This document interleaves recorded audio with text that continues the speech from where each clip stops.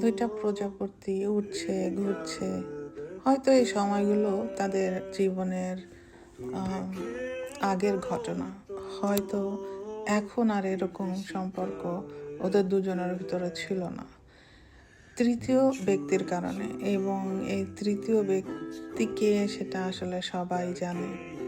কেউ এগুলো নিতে পারছিল না এবং এদের জীবনটাকে নষ্ট করে দিল। এক ধরনের ওর স্বামীকে কেড়ে নিল বলতে গেলে।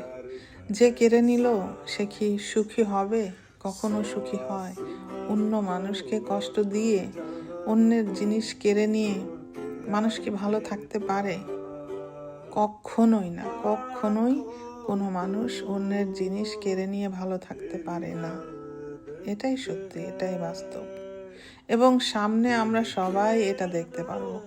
কত হিস্ট্রি দেখলাম মানুষের জীবনে।